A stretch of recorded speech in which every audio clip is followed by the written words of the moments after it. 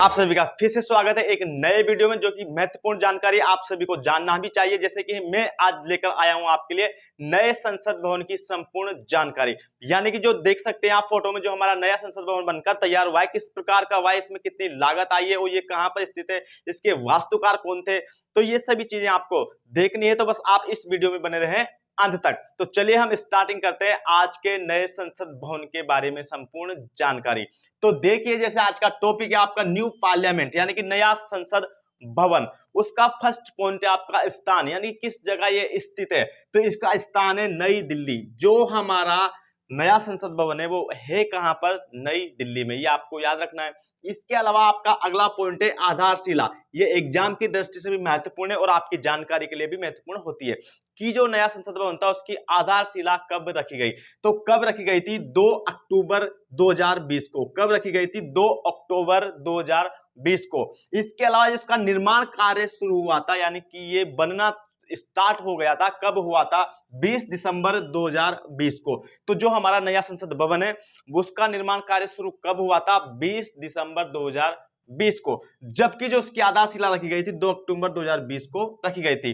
अब हम बात कर लेते हैं कि जो हमारा नया संसद भवन बनकर तैयार हुआ इसमें कितनी लागत आई, कितने पैसे इसके अंदर खर्च हुए। तो इसमें खर्च हुए हैं, हमारी कुल लागत या फिर हम कह सकते हैं खर्चा आया है 862 करोड़ रुपए। कितने? 862 करोड़ रुपए, यानी कि लगभग 900 करोड़ रुपए। अगर हम बात करें हमारे पुराने संसद भवन की, जैसे आप फोटो में देख सकते हैं, तो इसकी लागत आई थी 83 लाख, मात्र 83 लाख रुपए। और यह बनकर कब तैयार हुआ था सर? 1900 से सन 1921 से 2700 के बीच में, और जिसकी लागत थी लाखों में। लेकिन जो वर्तमान में हमारा अभी नया संसद भवन बनकर तैयार हुआ उसका लागत यानी खर्चा कितना आया है आपका? लगभग 862 करोड़। कहने का अर्थ है लगभग 900 करोड़ रुपए। इसके अलावा इसका नेक्स्ट पॉइंट आपका जानने की जानकारी है, आपकी जानने की एक बात है, तो वो है बैठने की क्षमता। जो हमारी नई संसद भवन में राज्यसभा में बैठने की क्षमता है, राज्यसभा के अंदर अभी वर्तमान में कितनी सीटें बैठ सकती है? उसमें 384। लेकिन जो हमारा पुराना संसद भवन था उसमें कितने सदस्य बैठ सकते थे? 250 सदस्य। लेकिन जो वर्तमान में अभी हमारा नया संसद भवन बनकर तैयार हुआ है उसमें कितने सदस्य बैठ सकते हैं? 384। अगर हम बात करें लोकसभा की, ये तो राज्यसभा की हो गई कि इसमें कितने सदस्य बैठ सकते हैं? 384। लेकिन अगर हम बात करें हमारी लोकसभा की कि उसमें कितने लोग बैठ सकते हैं, तो बैठने की क्षमता लोकसभा, यानी कि इसमें बैठ सकते हैं 888 सदस्य। कितने बैठ सकते हैं आपके? 888 सदस्य।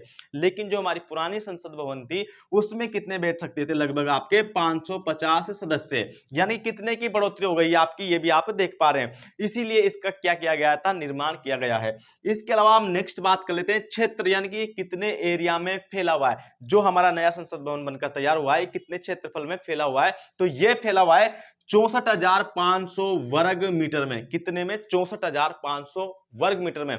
लेकिन जो हमारा पुराना संसद भवन था वो कितने वर्ग मीटर में था? तो वो था 47,500 वर्ग मीटर में फैला हुआ था। इसके अलावा अगर हम बात करें आकार की कि अभी दिखने में कैसा है, तो जैसे आप फोटो में देख सकते हैं तो इसका आकार है अभी वर्तमान में त्रिभुजाकार। लेकिन जो हमारा पुराना पार्लियामेंट था उसका आकार कैसा था? गोलाकार। तो जो वर्तमान में हमारा बनकर तैयार हुआ नया संसद भवन उसका आकार कैसा है? तो इसका आकार है त्रिभुजाकार, और पुराने का कैसा था? गोलाकार। इसके अलावा अगर हम बात करें वास्तुकार की, तो जो हमारा नया संसद भवन है उसका वास्तुकार कौन था? तो उसके वास्तुकार थे बिमल पटेल। कौन थे? बिमल पटेल। और जो मुख्य ठेकेदार थे जिन्होंने बनाया इसको, लगभग तैयार किया है, वो कौन थे? टाटा। तो मुख्य ठेकेदार टाटा थे, लेकिन वास्तुकार कौन थे? बिमल पटेल। तो आई होप कि ये जानकारी आपको अच्छी लगी होगी। अगर जानकारी अच्छी लगी तो इस जानकारी को अपने दोस्तों के साथ शेयर जरूर करें।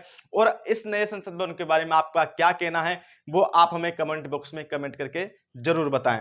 और अगर आपको लगता है कि जिस प्रकार से हमारा नया संसद भवन बनकर तैयार हुआ है उसी प्रकार से हमारे देश के अंदर नई नई यूनिवर्सिटियां, अच्छे अच्छे कॉलेज भी बनने चाहिए, इसी प्रकार के स्कूल होने चाहिए, इसी प्रकार के हॉस्पिटल भी होना चाहिए। अगर आपकी ऐसी राय है तो आप हमें कमेंट बॉक्स में कमेंट करके जरूर बताएं। Thank you. स्वस्थ रहो, मस्त रहो। जय हिंद, जय भारत। मिलते हैं नेक्स्ट वीडियो में।